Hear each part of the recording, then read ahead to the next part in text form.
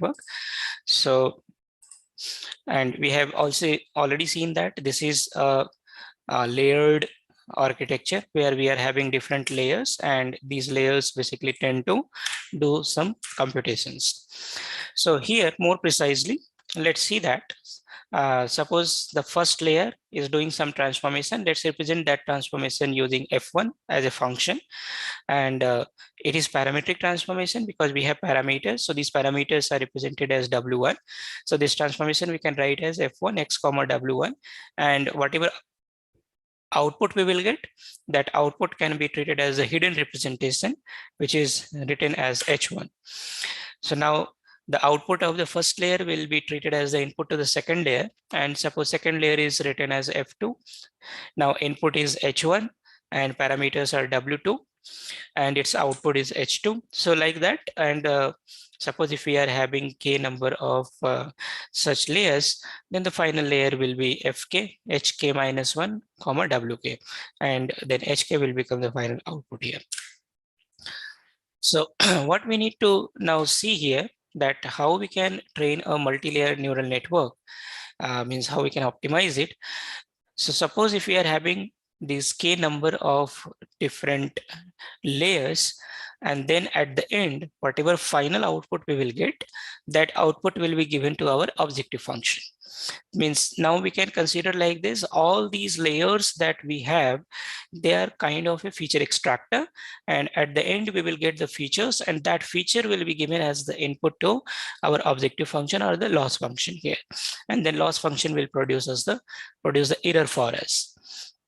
So what will happen here in optimization, we want to update any parameter wk. It can be either in first layer or second layer or in output layer or in any in intermediate hidden layer. We want to update that parameter wk such that next time our performance should improve. Okay, so and wk belongs to the kth layer. So in that case, wk will be written as wk will be updated as wk minus learning rate multiplied with the gradient of our objective function, that is our error e, means whatever final error we are getting e, with respect to that parameter which is wk. So this is partial derivative of e with respect to wk, but that we don't get directly because we have in between the loss function. We don't get del e by del wk directly. In order to get del e by del wk, what we need to do? We need to first compute del e divided by del hk, and then we need to compute del hk divided by del wk, and using chain rule, if we multiply, then we get del e divided by del wk. So in order to train the network, what is the most difficult part or most exciting part here? How we can get this gradient information, that is del e divided by del wk. So how we basically get this? We get using chain rule. What is y? Y is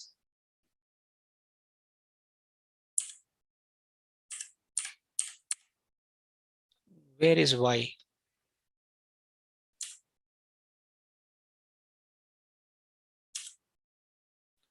Okay, y is basically here your class level information. That's why it is supervised.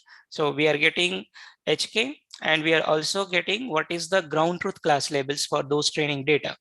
And that will be given as the input to our loss function. Then only we will come to know that how bad it is performing. So we can represent this as a computational graph, and we can solve this problem using chain rule. And let's start with k is equals to 1. K is equals to 1 means we are having only one layer. So this is our only one layer, which is f1 x comma w1, and output of this layer we are simply passing to the loss function. So in this particular case, what is e? E is equals to L, where L is the loss function. And what is the input to this loss function? The input is h1, which is the output of the last layer, and y is the ground truth information. So f1, where this h1 is nothing but f1 x comma w1 comma y, this is our error function. And what we need to get, we need to compute actually del E divided by del W1. If we get del E divided by del W1, then we can update our W1 as W1 is equals to W1 minus learning rate multiplied with del E divided by del W1. So in order to get del E divided by del W1, what we can do using chain rule, we get del E divided by del H1 and we get del H1 divided by del W1 and do the multiplication. So ultimately, del E divided by del W1 can be written as del E divided by del H1 into del H1 divided by del W1. And suppose if we consider our loss function as y minus W1 transpose X square. So where what is W1 transpose X? This W1 transpose X is nothing but this is H1. So whatever H1 we are getting, we are simply just computing the square of the difference, means a squared difference. So y minus H1 square, which is y minus W1 transpose X into W1 transpose X square. So suppose if this is our error function, then what will be del E divided by del H1? And in that case, our H1 is W1 transpose X. Suppose if we are considering a simple neural network, suppose if this is basically a simple neural network, then H1 will be W1 transpose X and E is Y minus H1 square. So then del E divided by del W1 using chain rule is del E divided by del H1 into del H1 divided by del W1. So now we need to compute del E divided by del H1. So H1 is equals to W1 transpose X. So in this case, we can get del H1 divided by del X and del H1, not del X, del H1 divided by del W1. So del H1 divided by del W1 we can get as X because this is W1 transpose X. So this is kind of a multiplication. And del E divided by del H1 we will get from this. E is equals to Y minus H1 square. So what will be del E divided by del H1? 2 times Y minus H1 into derivative of minus H1, which is going to be minus 1. So minus 2 times Y minus H1 will be del E divided by del H1 and del H1 divided by del W1 will be X. And if we just do the multiplication of these two things, then we get del E divided by del W1 and del E divided by del W1 becomes minus 2X times Y minus W1 transpose X. And once we get this, then okay, this is already computed here. That's what we have done. So del H1 divided by del W1 is X, that is from this relation, and del E divided by del H1 from this relation, it comes to minus 2 times Y minus H1. And let's replace that H1 by W1 transpose X. So it becomes minus 2 times Y minus W1 transpose X. And once we get this, and suppose if you want to train this model, then what next thing we need to do is to update W1. And how W1 will be updated? W1 is equals to W1 minus learning rate multiplied with this del E divided by del W1 that we have got. Okay. By doing the updation like this, we ensure that this loss with the error should go down in future. Means in the next iteration, when we again feed the examples, then this error should go down. Why? Because we are updating the parameter. We are updating this W1 in the opposite direction of the gradient, in the opposite direction of del E divided by del W1. Means what is meaning of del E divided by del W1? It gives us the information that if we change W1 in a particular direction, what impact it will make on E. And then what we are going to do, we are basically updating in the opposite direction of the gradient. It means that if we update in the opposite direction of the gradient, then certainly this E is going to be decreased in future. Similarly, suppose if we are having the two layers, so F1x comma W1, F2 H1 comma W2. And in that case, what we need to do, first we need to compute del E divided by del W2, and then we will update W2. Then after that, we will compute del E divided by del W1 and then update W1. So computing del E divided by del W1, del W2 is very similar to what we have done here, because it is just before the loss function. So we can get that del E divided by del W2 is nothing but del E divided by del H2 into del H2 divided by del W2. And once we get this information, and we also need to compute del E divided by del W1. So del E divided by del W1 will be del E divided by del H1 into del H1 divided by del W1, which in turn can be written as del E divided by del H2 into del H2 divided by del H1, because from the loss function, from this step, we can get del E divided by del H2. From this local function, we can get del H2 divided by del H1. And now from this function, we can get del H1 divided by del W1. So if we just get all these three things and multiply, then basically we will get del E divided by del W1. So what happens when we are doing this backward propagation? Back propagation means what? We are now back propagating this gradient information. So we compute this del E divided by del H2. Next time we compute del E divided by del H1 when we are passing from this step to this step. In that step itself, we compute del A divided by del H1 and we pass here. Because once we have this information del E divided by del H1, then actually this is the running gradient.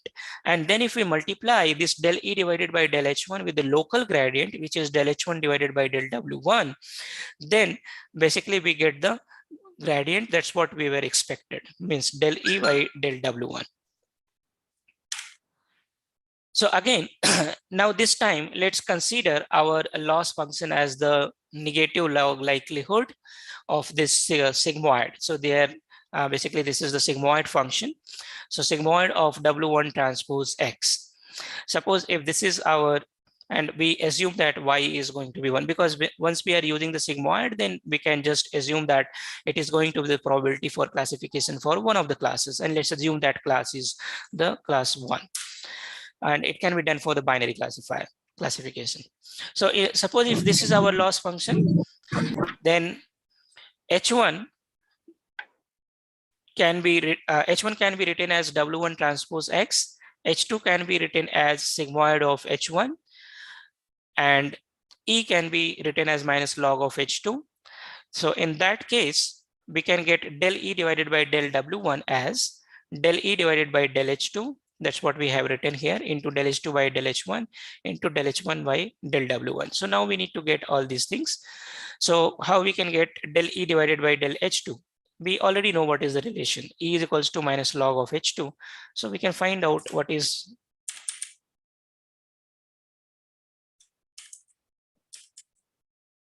Then we can find out what is del H1 by divided by del W1, del H2 by del H1, del E by del H2. So here we can see del E by del H2. This is going to be minus 1 by H2 because we have the log here and we know what is the derivative of the log function. Similarly, because we have sigmoid, so sigmoid derivative is given by this del H1 divided by del W1. That can be also, that is basically X here because it is just a multiplication. So ultimately, once we combine everything, so we will get del E divided by del W1, which is nothing but minus sigmoid of minus W1 transpose X into X. So that's how basically we can compute this derivative of our loss function with respect to any of the parameters, and we can generalize it. So what we can write, suppose if we want to compute for the jth layer here, then in that case del E divided by del Wj can be written as del E divided by del Hk into del Hk divided by del Hk minus 1 into, like this, if we just move on, then del Hj plus 1 divided by del Hj into del Hj divided by del Wj here. And now if you see multiplication from this first term to the second last term, basically this is nothing but the running gradient that we would be computing. Means when we are going to compute for the jth, then we will not do the computation of all these. Rather, when we are moving from this back side to the means right side to the left side, we would be basically computing all these things one by one, and its product we would be computing as the running gradient. And once we reach to its previous layer, then at that time we would be computing this entire basically this running gradient for this particular step. And this can be written as del E divided by del Hj. That is called upstream gradient. And del Hj divided by del Wj is called the local gradient. So for any layer, for any function fk in any given layer, we are receiving some input from its previous layer, which is called hk minus 1. We have some parameters in the current layer, which is wk, and we are producing some output of this layer, which is hk. So receiving wk and hk minus 1 and producing hk is the forward pass. In the backward pass, what is happening? We are getting the upstream gradient from the layer which is at the right side. It's called del E divided by del hk. This particular term, del E divided by del h, means this one. In this case, it was del E divided by del hj.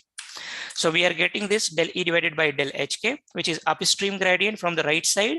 What we will do, we will basically compute del E divided by del wk and del E divided by del hk minus 1, and we will pass both.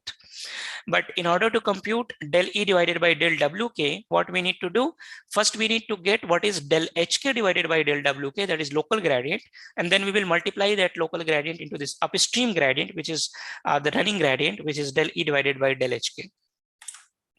So we get the local gradient del hk by del wk and del hk by del hk minus 1, and then do the multiplication with upstream gradient will give us the basically the gradient that needs to be passed. So what happens? The gradient that we get, that is del A divided by del wk, it will be used for the parameter update. Means now wk will be updated as wk is equals to wk minus learning rate multiplied with del E divided by del wk.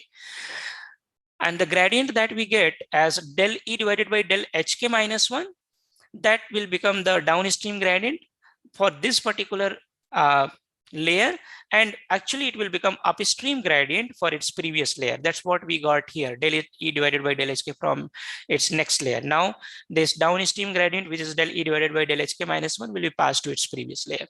So that's how in this back propagation, we are basically computing this gradient information for each layer, that is upstream gradient, and we would be passing to the previous layer, such that whenever you are going to work with any layer, you need not to do the computation for all the right layers again from fresh. You have already computed the things which is required for that layer, and that's why this is called the back propagation.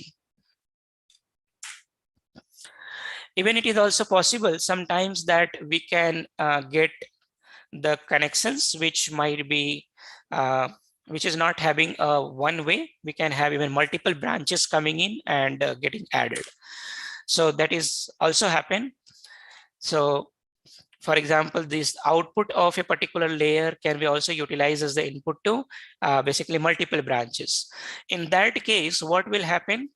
The upstream gradient we get from all these branches, and then all the upstream gradient will be simply added, and the resultant upstream gradient will be utilized here. It means that here in this case, del E divided by del hk becomes summation of del E divided by del hk coming from path 1 plus del E divided by del hk coming from path 2, means different branches. So then training of multi-layer neural network basically becomes like we need to first find out what is our error function. And if you see in here, so this is basically the regression where we are simply computing the square of the difference of predicted output and the ground truth. But for classification problem, usually we apply the softmax classifier where we use cross entropy loss.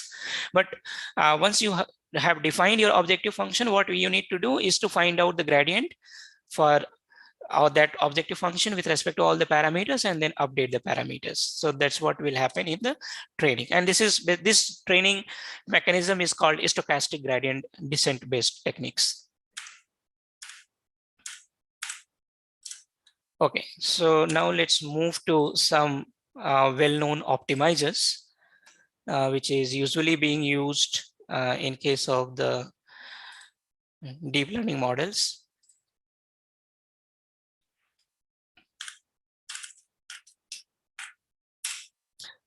Okay, so now let's try to get a deeper understanding that what is the meaning of optimization and what is the significance of this stochastic gradient descent.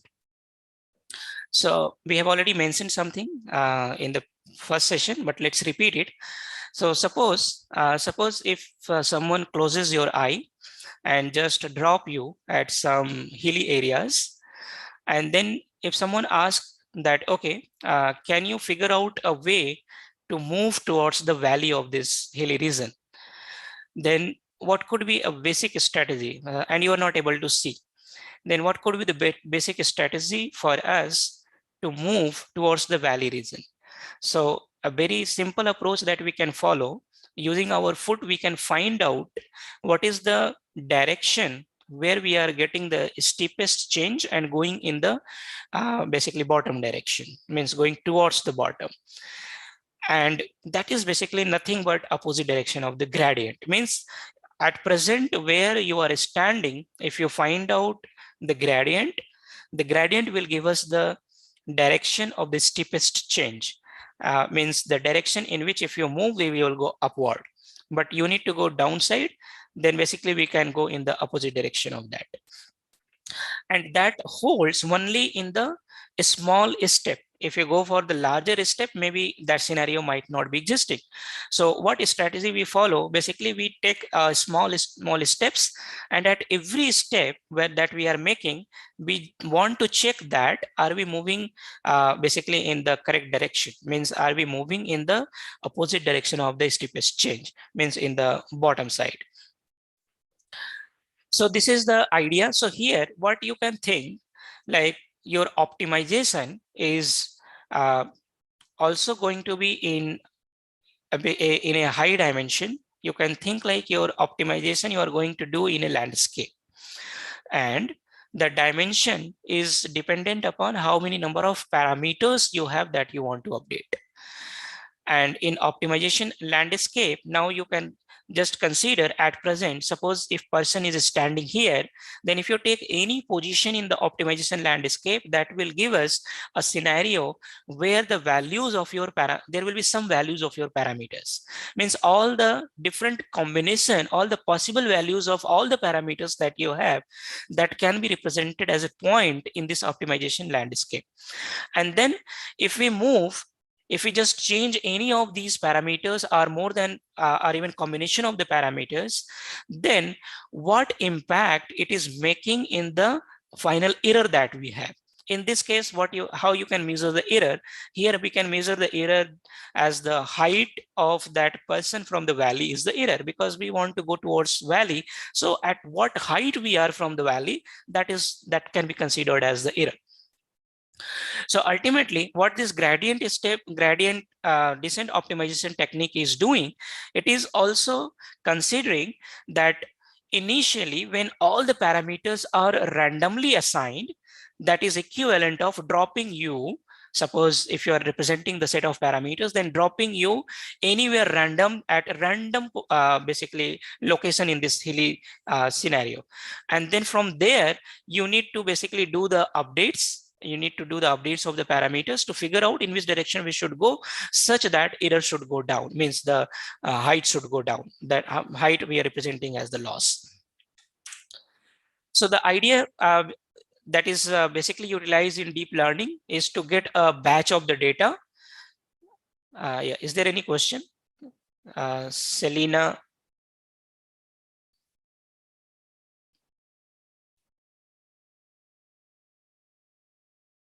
Selena Sharma, you have raised your hand. Okay, so usually we get a mini batch, means we get the batch of data that we can process at once, because in deep learning you are going to usually deal with a large scale data set, so you cannot consider all your training data at once, because generally we are lack of computational resources. So we provide a batch of data which is randomly sampled.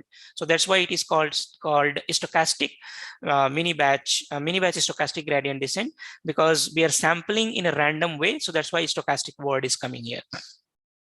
So we sample a batch of data. We will pass all these data through our network and get the loss. And we also do the backward propagation to calculate the gradient. And because we are having multiple samples now, then we take the average of all these gradients, which we are getting from all these samples. And then using the average of those gradients, we update the parameters using this gradient information. So in case of the vanilla version of the stochastic gradient descent, basically we compute the gradient first. So this dx is the computation of the gradient. How we get the gradient? Using chain rule. First we get the gradient for the last layer, then second last layer, then the third last layer, and that we move towards the front. So we get the gradient, and then using that gradient, we update the parameter. Suppose x is the parameter here. So x is equals to x minus learning rate multiplied with the dx. So this is called a very basic version of stochastic gradient descent method. But in the basic version of this SGD approach, there are some problems. And what are some major problems? What will happen? Suppose if you are having multiple parameters, and by changing one parameter with a small amount, the influence that it makes on the loss is very, very different as compared to the influence that other parameters can bring. Means loss is changing very quickly in one direction, but it is changing very slowly in another direction. Means something like this. So in this direction, we are changing very fast, but when we are moving to the right side, then basically we are changing very slow. And this type of basically problem can have the jitter effect here in the steep direction, and basically our optimization, entire optimization that we are doing, it can become very, very lengthy in this particular scenario. Means because we are doing unnecessary basically changes of these parameters, and just going basically in this direction, coming back, going and back, because we are changing in very frequently in one direction. So that is going to be problematic in terms of the optimization. Another problem is related to the local minima. So what will happen? Either local minima or saddle region. So local minima, you would be aware, saddle region means something which is like flat. It also happens that you are in your optimization landscape, you are getting a flat region. Even you can consider hilly scenario where you are getting a plain basically land, and if you are in between in the plain land, in which direction you will go, we cannot decide. Even if your basically if your eyes are closed and if you have to decide by your foot in which direction we should go to move towards valley, but at present where you are, that is completely basically flat region, then it is not possible for us to decide. And that's what happens even with the SGD also, because either it is local minima or saddle region. In optimization landscape, the gradient will become zero. So, and when gradient will become zero, then what is our optimization step? Our optimization step is W is equals to W minus learning rate multiplied with gradient. And if gradient itself is zero, then new W will be the old W. It means that your parameters will not change.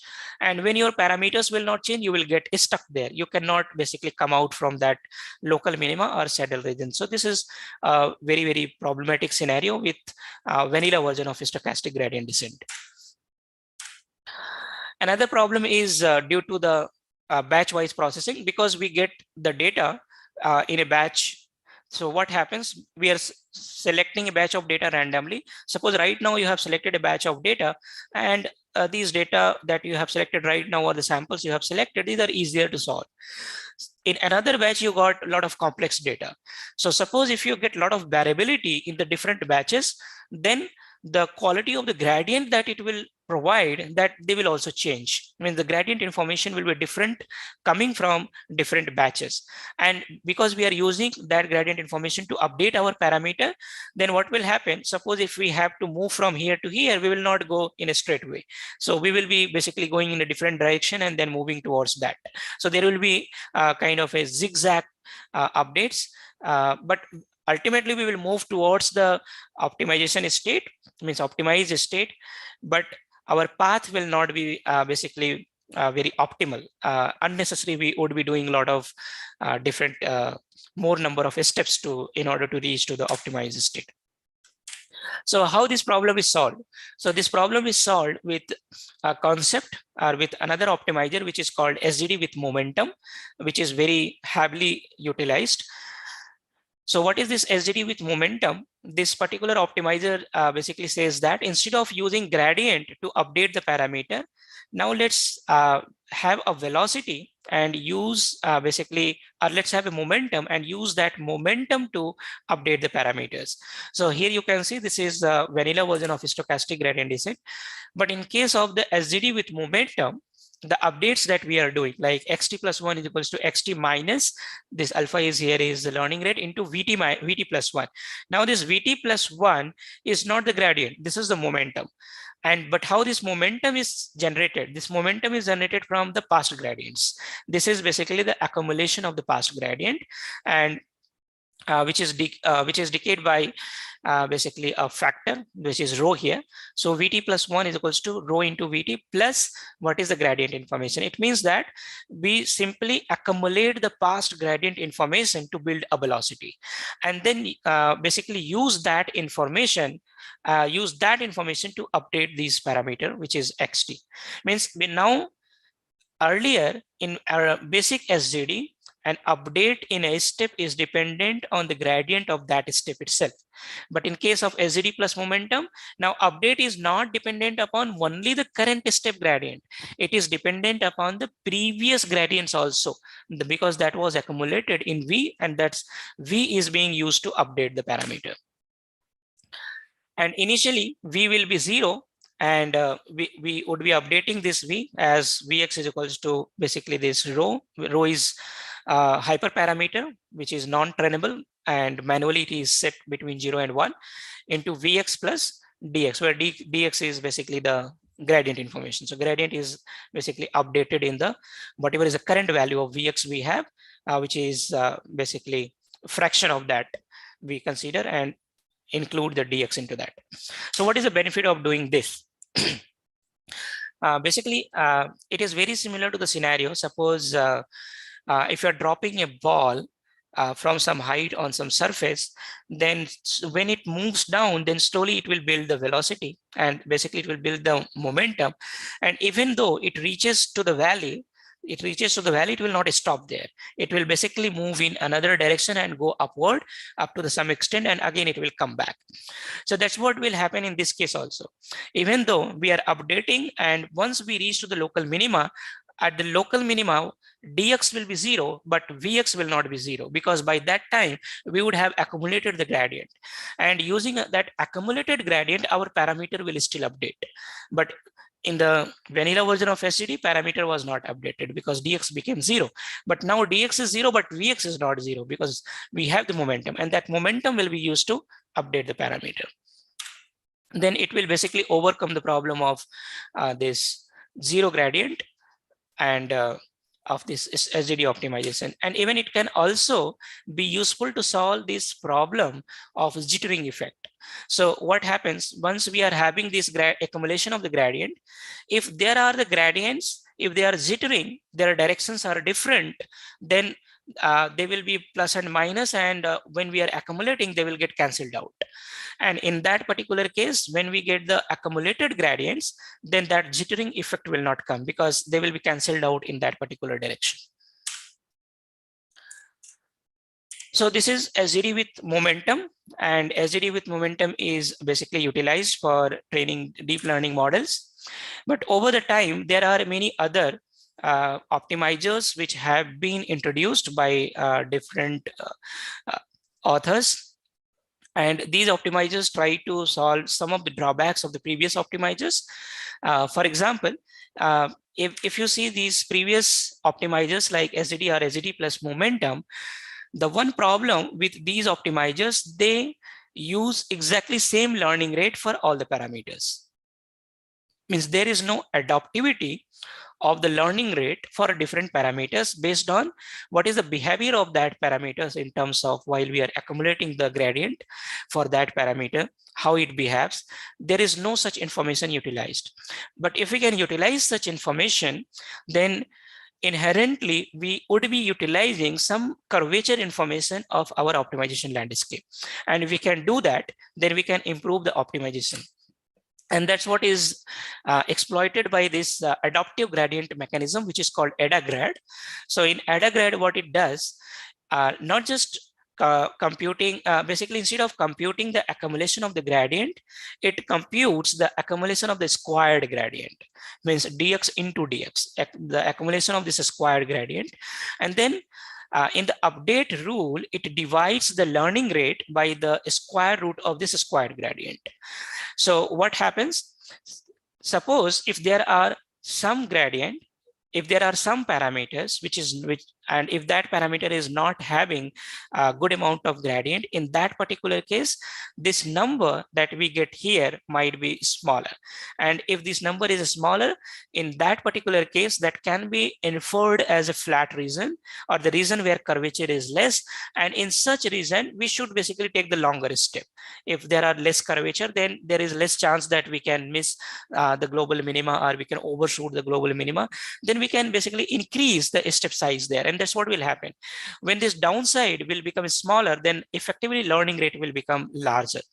And but for such parameters which is having huge influence on the loss function, then we will get basically the higher dx values. And if you get the higher dx value, then in that case, basically the bottom, this gradient square will become higher. When this gradient square will become higher, then the learning rate, effectively learning rate divided by this square root of gradient square will become smaller, means effective step size will become smaller, means we will basically take the smaller steps such that we should not miss out basically the global minima in between. It means we should not overshoot. But the problem with this AdaGrad is because it is simply computing the summation of the squared gradient. So over the number of iterations, this gradient squared will become a very, very large number, because dx into dx is always a positive number. So the squared gradient is always increasing. So over the number of iterations, it becomes a very, very large number. And when it becomes very, very large number, then effectively learning rate becomes very, very, very small, and training is going to be adversely hampered in that particular case.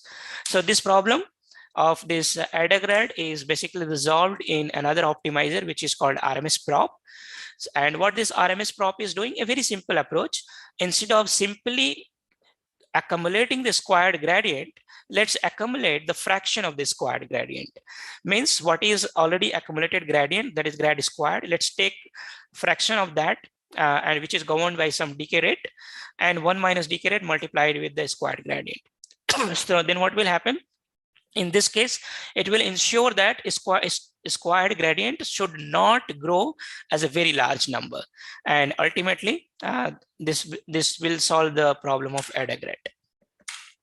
But both AdaGrad and RMSProp, they still rely on the gradient. Means instead of using the momentum, they use this dx, which is the gradient. And that is basically exploited by a very, very popular optimization technique, which is called ADAM, which is mostly being utilized as the by default choice nowadays in deep learning models. So what this ADAM does, it basically incorporates both the concepts of SGD plus momentum and RMSProp together. So SGD plus momentum, what it does, it accumulates the gradient information. So accumulation of the gradient information is happening here also, and this is called first moment. So first moment,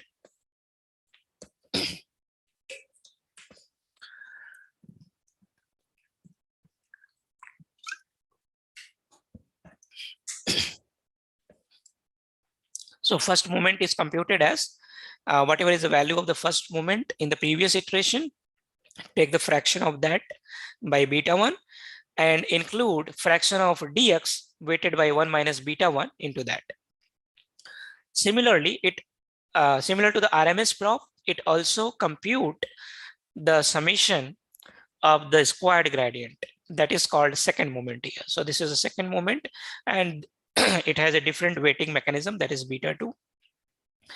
And ultimately, what is the update step?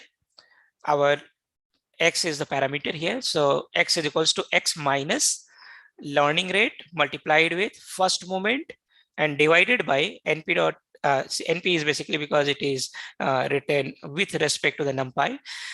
So a square root of the second moment, and a very small positive number is added here in order to avoid division by 0. So this is like RMS prop, the second one, and the first one is like SGD with momentum. So what is beta here? So beta is basically the hyperparameter that we usually set. So, and the value of beta 1 and beta 2 both are in between 0 and 1.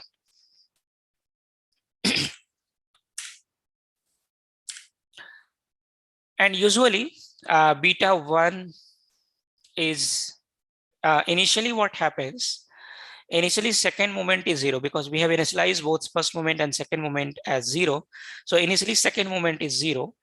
And when second moment is 0 and we are taking a small fraction of the squared gradient into the second moment, then in the initial few iteration, the second moment will be a very, very small number. And when is this second moment is very, very small number, then effectively it will make this learning rate as a very, very high number. So in the initial iteration, this learning rate becomes very high. And when learning rate becomes very high, then instead of converging, basically our model will become it will diverge. Means it will basically just hamper the entire optimization. So this is basically problem. This is solved in the ADAM with bias correction. So what happens? The first moment and second moment that we have computed will be corrected with respect to what is the current iteration number. So T is the iteration number here. So first moment divided by 1 minus beta 1 to the power T, second moment divided by 1 minus beta to the power T. So what happens when T is initially T is like 0, 1, 2, 3, 4.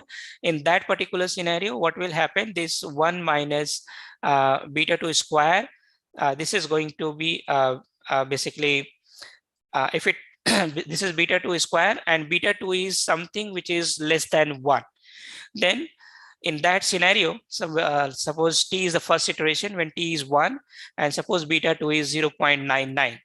Then in that case, 1 minus 0.99 will become 0.01.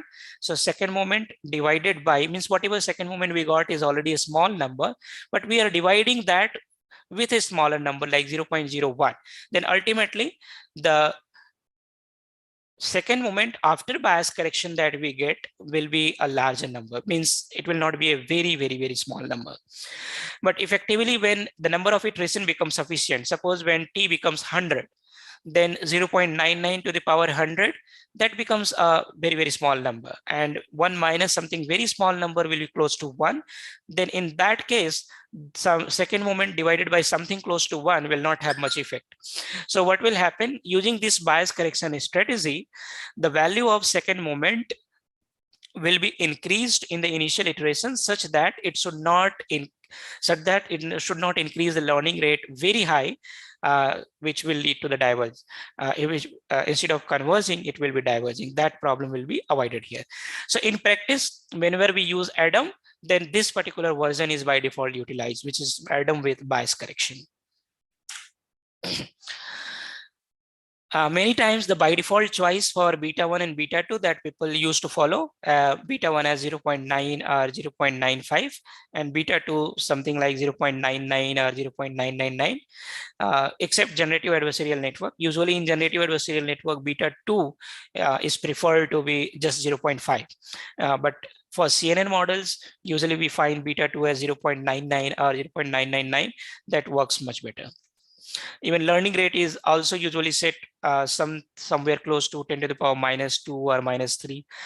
That's what is can be considered as a good starting point for many models with ADAM optimizer.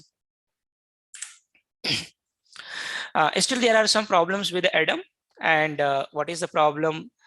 Still, it does not utilize the optimization trajectory information such that what is the behavior of the gradient in the short term or long term.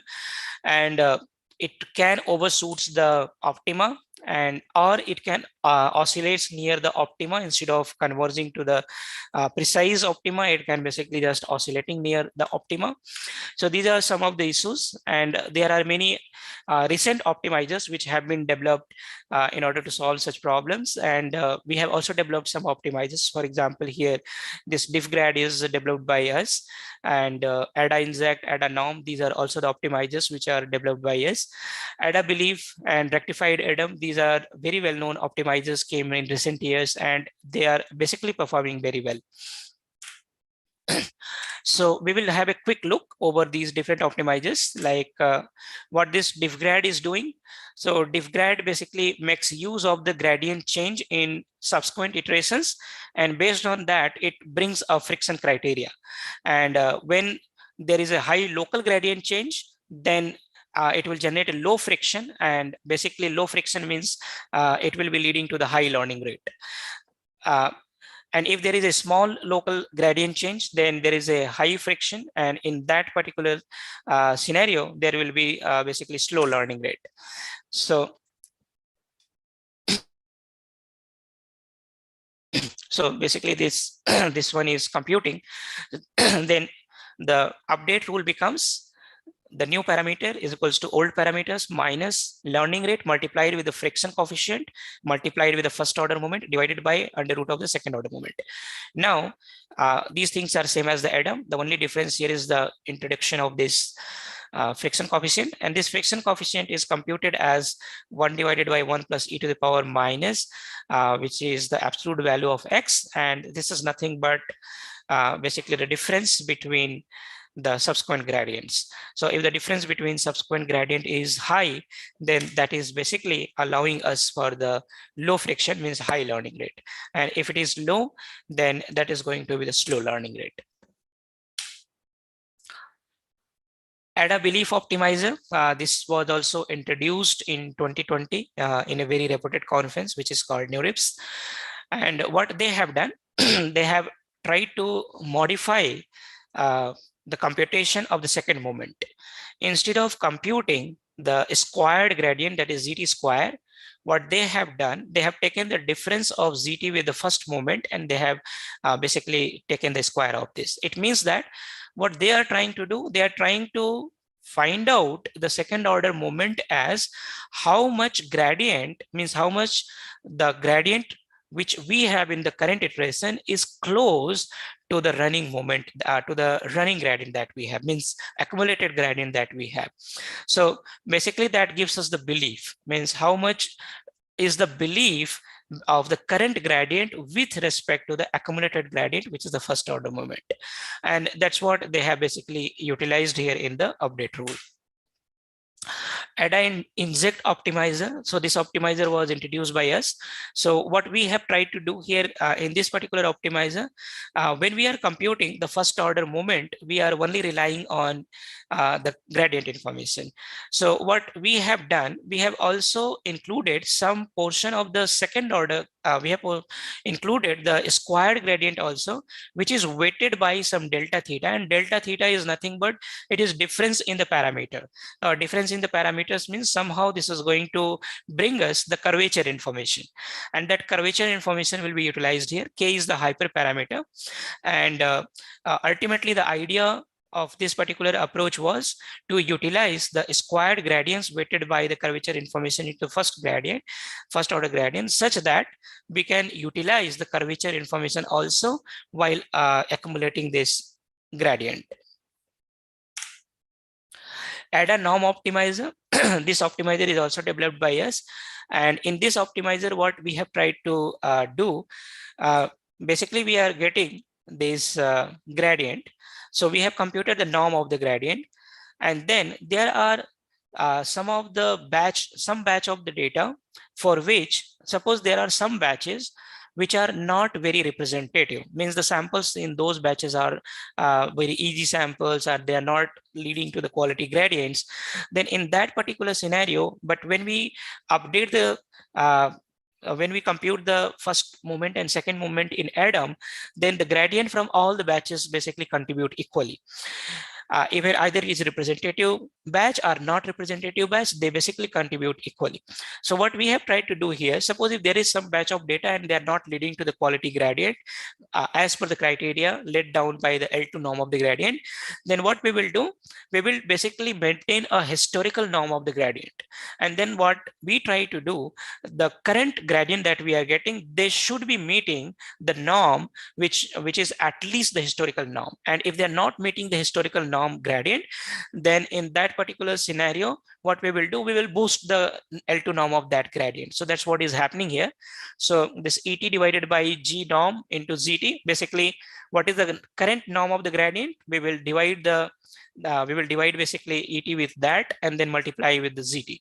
So that basically ensures that whatever gradient we are getting, even suppose in the current iteration, if the gradient is not qualitative, then still by making use of the historical norm of the gradient, we will boost this gradient such that it should meet the gradient norm at least of the historical norm.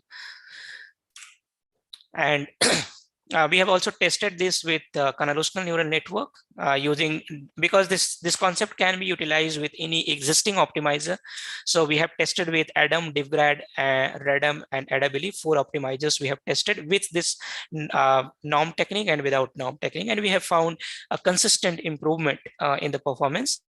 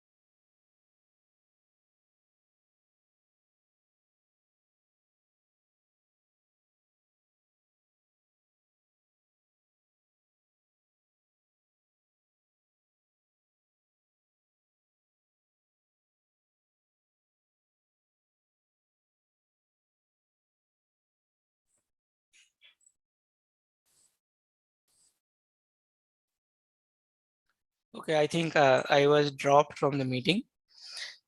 So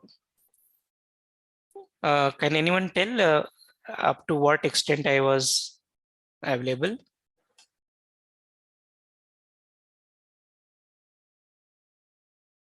So I was discussing this different optimization techniques. Add a norm, yeah. So basically add a norm tries to maintain the norm of the current gradient at least as the historical norm.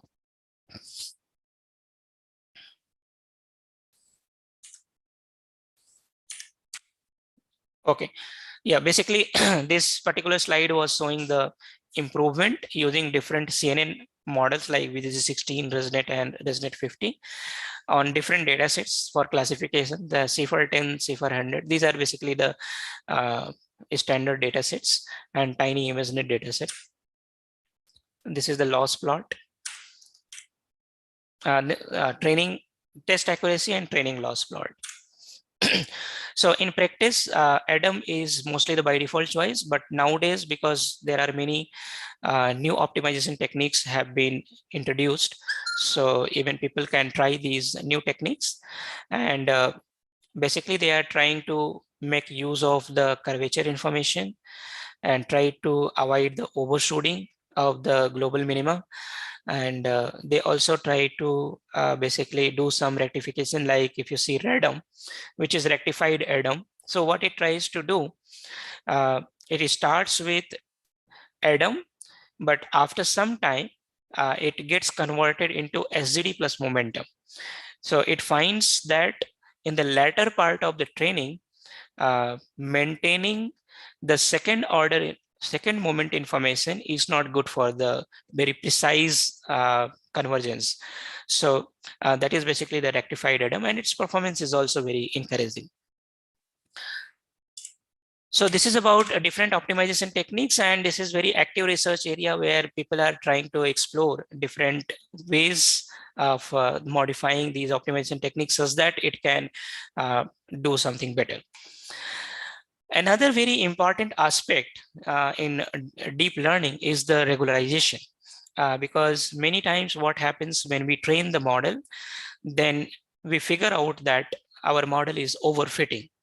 And why our model is overfitting? Because mostly we are using such type of objective functions, which basically always try to update the parameters such that the error should decrease and decrease and decrease, and at the end it should basically lead to the overfitting. So then what is the regularization? So regularization will be the techniques which can control the capacity of the neural network to prevent overfitting. And how we can do that? There are different ways of doing this. And one thing is to simply add the regularization loss. So here we are having the loss, and this is the data loss. Data loss means what data we are feeding. Suppose we are feeding xi to a network or to a neural network, which is represented by function f, and this network is parameterized by the parameters w. The ground truth for xi is yi. Xi is the input sample and yi is the input label. And then fxi comma w is the output of our neural network. So output of our neural network and ground truth information given to the loss, then, and that is done for one sample. And if we do it for all n samples that we are processing and take average of that, then it becomes data loss. So this is the data loss, which is nothing but basically model predictions. Basically, we are trying to see our model predictions, how much it is matching with the ground truth information. So in this data loss, in this loss function, we also include one regularization loss, and that is represented as RW. And this is weighted by a hyperparameter, which is called regularization strength or regularization hyperparameter lambda here. Usually the value of lambda is very small, like 10 to the power minus 6, because usually RW, that is regularization of W, is very high number. So we can have a different type of regularization, like we can have L2 regularization. So L2 regularization is nothing but summation of square of all the parameters that we have. L1 regularization, summation of absolute value of all the parameters that we have. Or elastic, which is combination of both L1 and L2. Then question comes that if we try to, because this is, we are trying to minimize this loss function, then if we add L2 regularization or L1 regularization, we would be trying to minimize the summation of square of the parameter values or summation of the absolute values of these parameters. Then question comes that when we are going to minimize these things, then how it can lead to the regularization. And why we should regularize the model? Because it can, there is a possibility that our model can have the preferences over the weights, and that can lead to the overfitting. So that's why we should do the regularization. Make the model simple so it works on the test data, and improves optimization by adding curvature.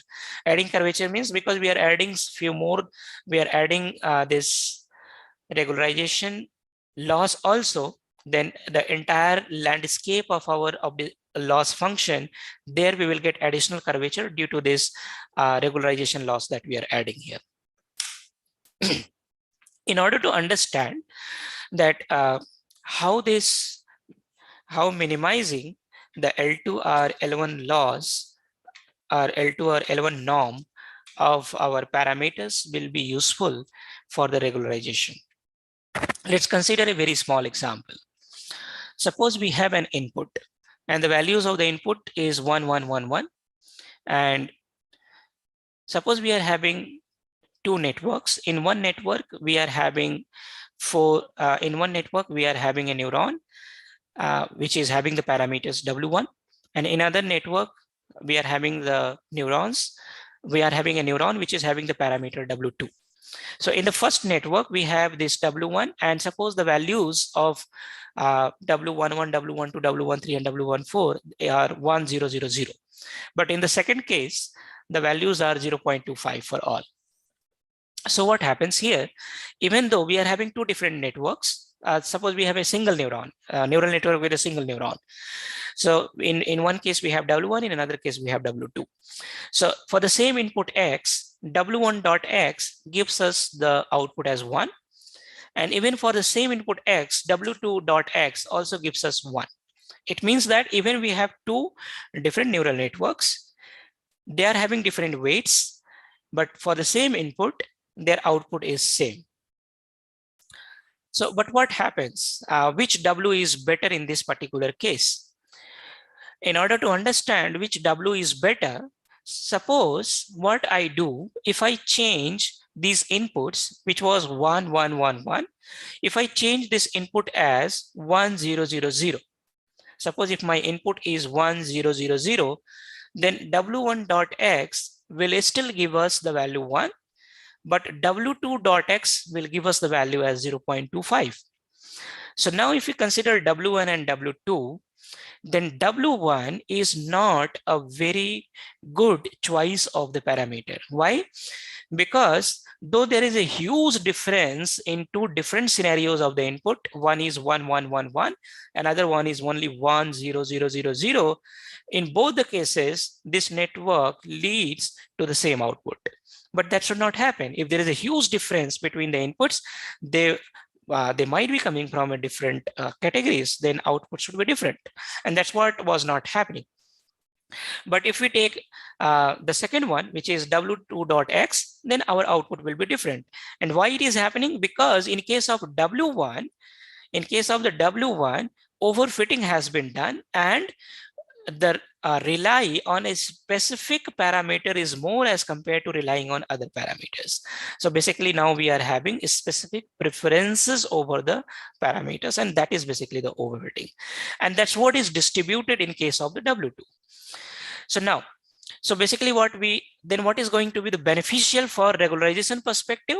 For regularization perspective, if our parameters are well distributed among all the parameters, means all the values, then that is going to be good. So how we can ensure that? If we try to minimize, suppose if we try to minimize L1 or L2 loss, then we can basically achieve this. Suppose if we are minimizing the L2 loss, then if you are minimizing the L2 loss, then among W1 and W2, which one is going to have the smaller L2 loss? So the first one will have 1, because it is under root of 1 square plus 0 square plus 0 square plus 0 square, that is 1. Second one, under root of 0.25 square plus 0.25 square plus 0.25 square plus 0.25 square. 0.25 square is 0.0625 multiplied by 4, take the under root of that. That is going to be much smaller than 1. So it means that L2 norm of W will be much smaller than L2 norm of W1. And then if in our loss function itself, if we are trying to minimize the L2 norm of the weights, then ultimately, certainly it will not prefer W1. Our network slowly will figure out the settings like W2, where our where the values are going to be well distributed among different parameters, instead of basically making the preferences over few of the parameters. So that's how adding this regularization term here, which is L2 norm, minimizing L2 norm or L1 norm or combination of that, is going to be useful to improve the regularization of this particular model, because ultimately it will avoid the overfitting. There are many other types of regularization techniques which have been very heavily used in deep learning. Like there is a dropout, drop connect, batch normalization, data augmentation. These are very popular regularization techniques. So let's go one by one quickly. Dropout is a very well-known strategy. And what happens in case of the dropout? Suppose if you have a neural network, so here at the left side, you can see there is a standard neural network. In case of the standard neural network, if you consider a neuron in any hidden layer, then it is connected with all the neurons in its previous layer, because it is receiving the inputs from all the neurons of its previous layer. But in case of the dropout, what happens? instead of considering all the neurons at the training time in any given iteration, we basically discard some of the neurons. And how we discard based on some hyperparameter, which is called the probability of dropping a particular neuron. And suppose this hyperparameter is 0.5, then there is with a 50% probability, either we drop this neuron or we retain this neuron in the network. So for each of the neuron, basically we will have the 50% probability, except the layer where you have only one neuron. If you are having only one neuron in a layer, then you cannot drop that. If you drop that, then you cannot do the computation. Then that layer itself will basically will not be there, and your network will become disconnected, and that will not be feasible. So, but even after dropping these neurons, how it can be useful, how it can avoid the overfitting. So again, we have already seen that overfitting can be caused by making the specific preferences with some of the neurons in our network. And the intuition in case of the dropout is, if we have dropped some of the neurons, then it will prevent co-adaptation or co-learning of the things, or making specific preferences over that particular neuron. How? For example, suppose we were doing classification of cat versus dog, and we had some of the neurons, and some neuron, it was becoming active, means it was giving the higher output only. It was seeing there is an ear in the input image which is shown to that network. There was some neuron which was being active only when it was seeing there is a furry in the input image which was being shown to the network. And then what happens in case of the dropout, it may happen that suppose this neuron was trying to overfit this particular characteristic of our input image, but in any given iteration, there is a possibility that this neuron itself has been dropped. And suppose if this neuron has been dropped, then whatever final feature representation we are getting, there is no representation of ear. There is no representation of ear in that representation, in that feature representation, because the neuron which was representing ear, that neuron itself has been dropped. It is no longer part of the network in the current iteration. Then what will happen? And because ear is one of the important criteria which is utilized to decide that this is cat or not, then obviously then there will be some misclassification, and when the misclassification will happen, then loss will increase. And when loss is going to be increased, then in next iteration our network will try to figure out that, okay, this is an important criteria, but it was not present in the final feature representation. Something went wrong with the neuron which was trying to overfit this particular visual characteristics. Then it will try to shift that information to some other neuron. But suppose even it is being learned by some other neurons, but there is a possibility that that neuron itself can be dropped.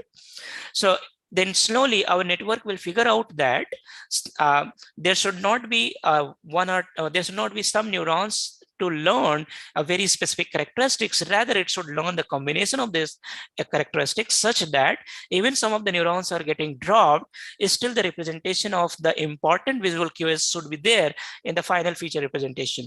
And then actually this is going to basically lead to the avoidance of the overfitting. And if overfitting is being avoided, then generalization capability of the model will be increased. But there is a problem with the dropout. What happens, because we are basically dropping some of the neurons with some probability. Suppose if we apply the dropout at the test time also, then that will not be a good idea, because suppose you are going to test for one of the sample in one iteration, and some of the neurons are dropped, and you got some result, some class scores we got. Even if you test the same example next time, then maybe some different neurons can get dropped.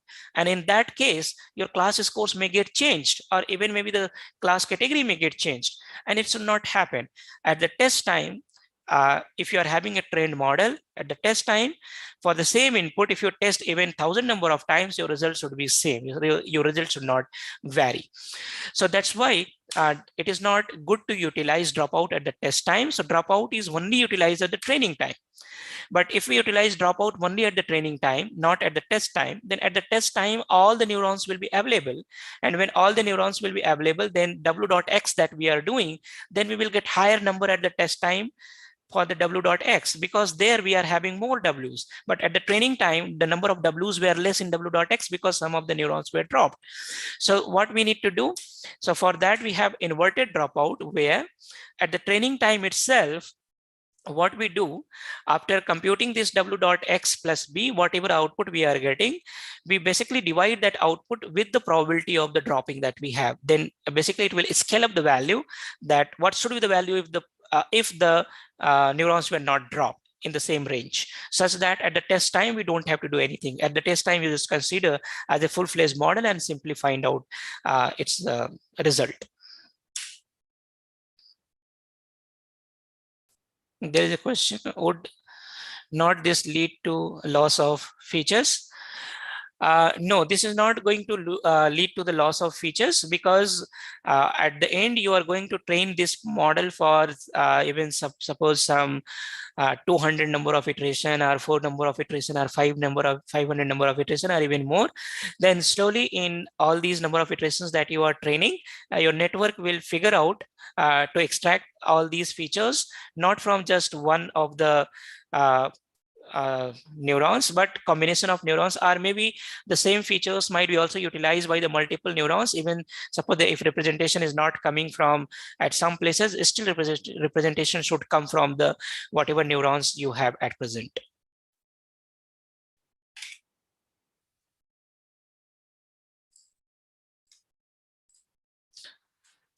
So the current status of the dropout, yeah, but it will slow down the convergence. It will take more time to converge, means more number of iterations will be required for the training. And sometimes it might be redundant with the batch normalization. We will see shortly what is batch normalization. And if we are having a very large data set, then it might not be very useful in that particular scenario.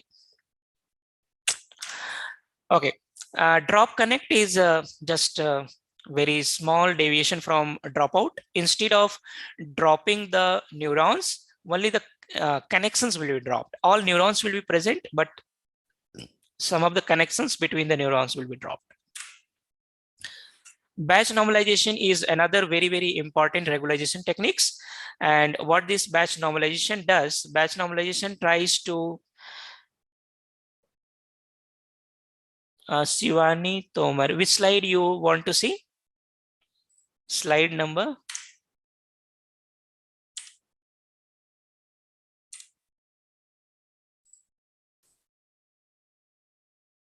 This one, or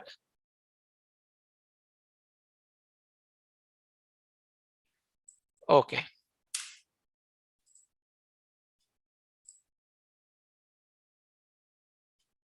Are the same set of neurons dropped at each iteration? No, because neurons are being dropped based on the probability. So that is going to be the random. Maybe different set of neurons will be dropped in different iterations.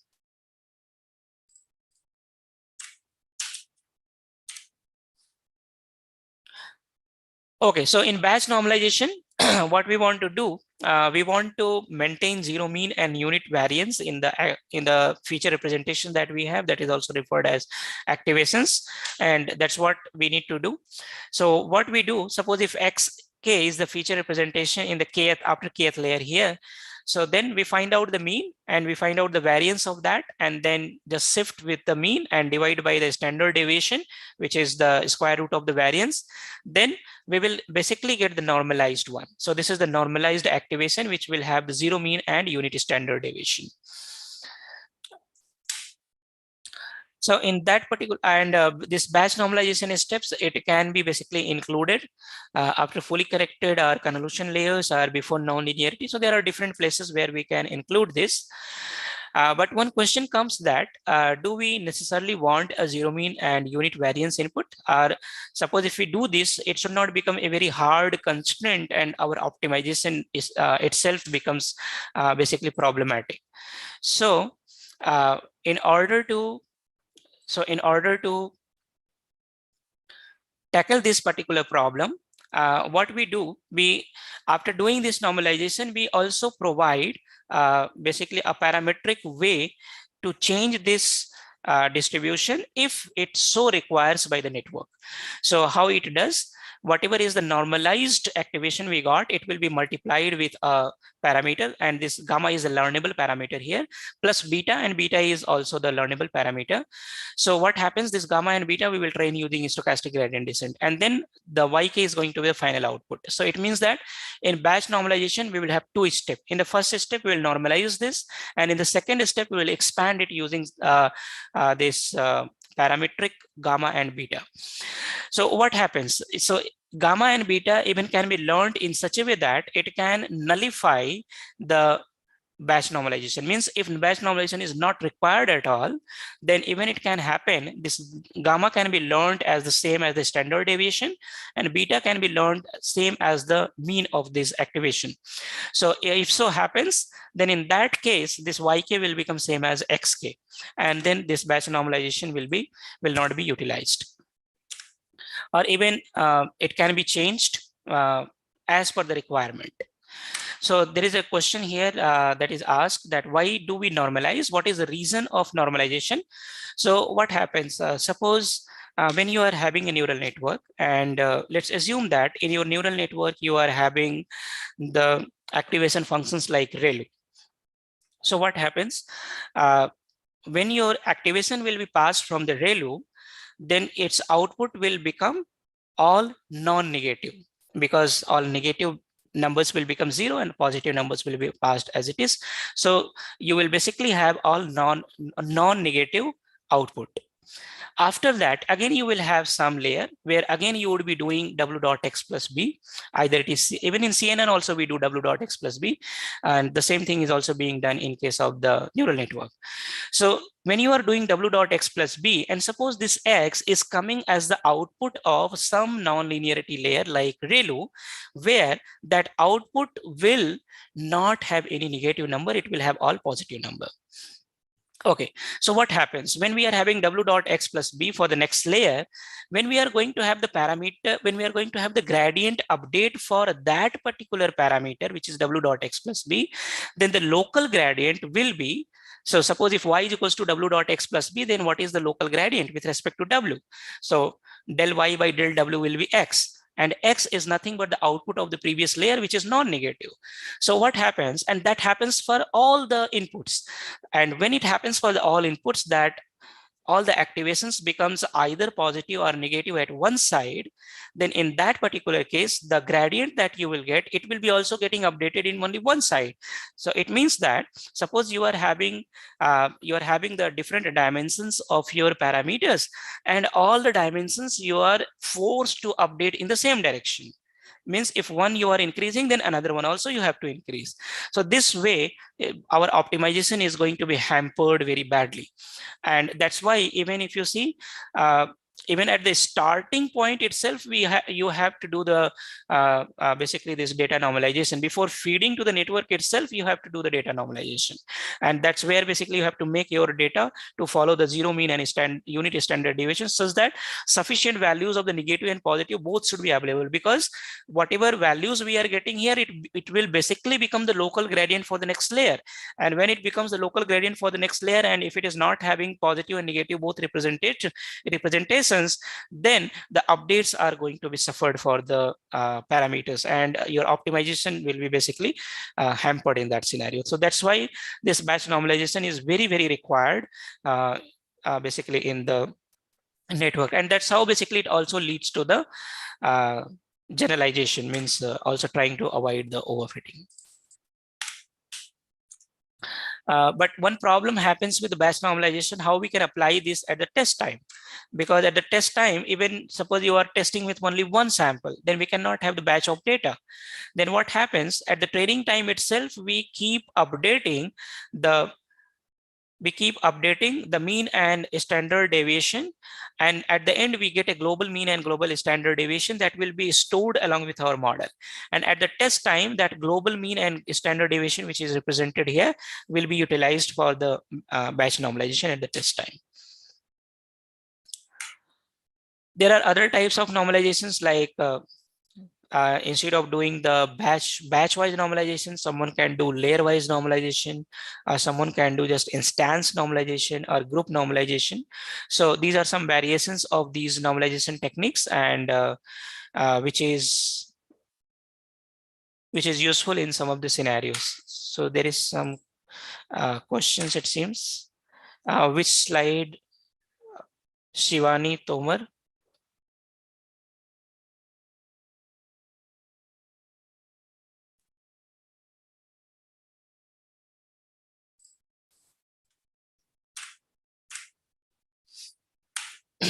Okay. So another way of doing the regularization is to use the data augmentation, and data augmentation is very popular strategy even in the student community. Students are very happy to utilize data augmentation techniques. So what is data augmentation technique? Basically, we are having samples, and suppose if we lack the variability in the samples of in our data set, then what we can do, we can generate new samples from our existing samples, and that is called the data augmentation. And we are allowed to generate any new sample which is artificially generated, as long as it retains the semantic meaning of that particular image. Suppose if you are trying to solve cat versus dog classification, you are allowed to do any transformation in any of these input images, as long as the resultant image should also contain the cat. Then, for example, this is just doing the horizontal flip. So using this horizontal flip, again, we can get another picture which is also having the cat, but the visual appearance is a little bit different between these two cats. Even we can also have the part of the cats, means we can do the random crops, and then we can scale that random crops to the scale of the original image size. So for data augmentation, basically you can become creative for your own problem. You can apply any of the geometric transformation or photometric transformation techniques, and you can generate new samples, as long as the generated sample uh, is a valid sample, means it also retains the meaning for the problem you're solving.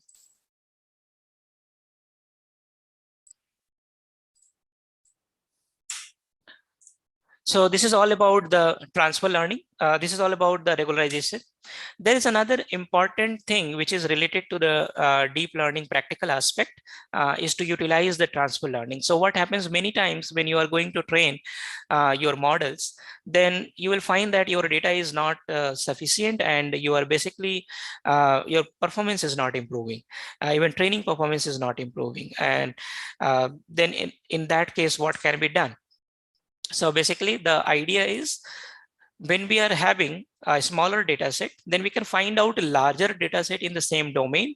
We can train our model on that larger data set, and we can apply the transfer learning. In transfer learning, basically, we freeze the initial layers, and we only change the latter layers and just fine tune, retrain and fine tune the latter layers, because most of the times what happens, these initial layers tends to extract similar features even from the different data sets, because they basically extract the primitive features, but lateral layer extracts the task specific features. So we can still retain the initial layers because they are very basically generalized, so they can be utilized for a different data, but lateral layers can be fine tuned for our problem, because they are basically extracting the task specific data. Because at the end, when you are having a multi-layer neural network, then initial layers, the features in the initial layers will not be very abstract, but if you move from left to right, then the abstractness in the feature will increase if you go from right to left, and the final features that you are getting from the rightmost layer, that will be very abstract, means task dependent. So what happens, we can get 4 scenarios where we are having a very little data, very small data, but they are very similar to some existing data. So then what we can do, we can simply take the features from the last layer, and we can use any linear classifier that will work. Or in another scenario, we have very similar data, but there is a lot of data that is available with us. Then basically we can go for a transfer learning. We can utilize the fine tuning of more number of layers. In case of very little data, we can fine tune only 1 or 2 layers. And suppose if we are having a lot of data, but different data set, then we can fine tune a larger number of layers. And there will be a problem when we have very small data set and we are having another data set which is very different data set. Then in that scenario, we are basically having the problem, but still there are some strategies which could be followed. Like we can take the features from different layers and combine those features, pass those features to some linear classifier, train some other classifier. Means we can do some ensemble of features, or even we can do two level of transfer learning. We can find out a larger data set. We can find out a larger data set in our current in our domain. For example, suppose you are having a very large data set. You are having a trained model on a very large data set for visual recognition, and you are having a medical data set. And in medical data set, you have very small samples, suppose 100 or 200 samples. So even transfer learning for a very large data set of the visual recognition in use normal domain to a medical domain will not work. But what can be done? One strategy could be followed. We can find out a very large scale medical data set. Then we can do the transfer learning from the normal data set to the medical data set in large data set domain. And then after that, we can do the second level transfer learning, which is from the large scale medical data set to the small scale medical data set. So even we can also monitor and visualize the loss curve to find out what is going wrong. So for example, suppose if your loss is not decreasing for a long time, but after a long time, suddenly it starts decreasing, it means there was a bad initialization, and your initialized values are basically when they might have gone into some saddle region or the flat region, and your model is not able to figure out in which direction it should update such that it loss should go down, and it takes many iterations to find out that direction. Suppose if you find out there is a huge gap between the classification between the accuracy on the training data and test data, then basically this is the sign of overfitting.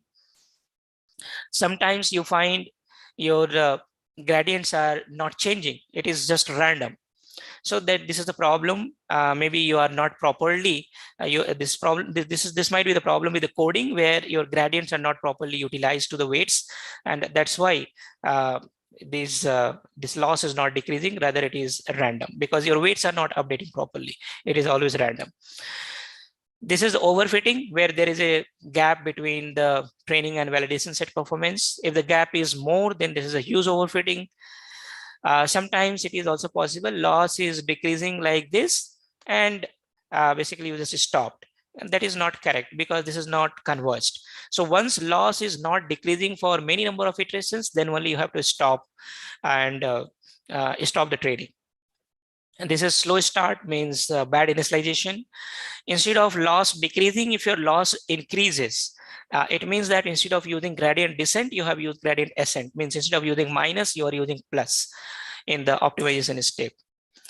Sometimes if it so happen that the loss of training and validation set, they crosses each other, that should not happen. If it is happening, it means that your data set is not correct. Your validation set is not having sufficient sample to test the model's performance. Even it also happens many times you are training the model, your loss is going down. After some time, suddenly it starts giving the NAN, NAN. And that is basically the numerical instability. It may happen when your learning rate is very, very high and your model diverges. And then it can happen that your loss will become very high suddenly, and it will start giving NAN. So this is all about this particular session, where we have seen basically different optimizers and regularization techniques. There is a question here: how do we do data augmentation? In case of data augmentation, basically you just perform some of the transformation of your on your input to generate the new samples, as long as it retains the meaning. How many kinds of activation functions are there in total? What defines a valid activation function? So there are many activation function, and even we have written a survey paper for the activation function, which is already published and available. You can have a look. If you are going to count, there are more than 1,000 activation functions. What defines a valid activation function? Basically, it should have non-linearity, and if it is bounded, then it is preferred. And basically, it should be zero-centric. So these are some of the criteria which makes the activation function as a better activation function. So in case if you have more questions, you can feel free to ask.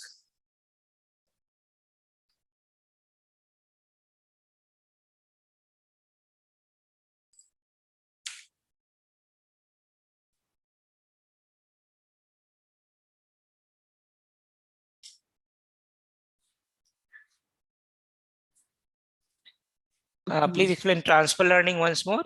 So transfer learning means when we are having a very small data set, then that basically becomes the problem for training the model. So in that particular case, sometimes we can find some larger data set which is having the similar images. Then we can train the model on that larger data set. And after that, we just fine tune some latter layers, means the layers which is towards the end, some of the layers we just fine tune on our small data set. Because the initial layers, they tend to extract similar features from different data set. But when we directly train on our small data set, then then it will become optimization problem, and it will not be able to train properly. But the same thing can be trained on a larger data set effectively. And then we can basically utilize that knowledge which is already gained by the network on the larger data set to extract the primitive features. And then by using that primitive features, task specific features are extracted by the later layers. Then we only fine tune the later layers, means only update the later layers parameters when we are training on our data set. And that is basically called the transfer learning.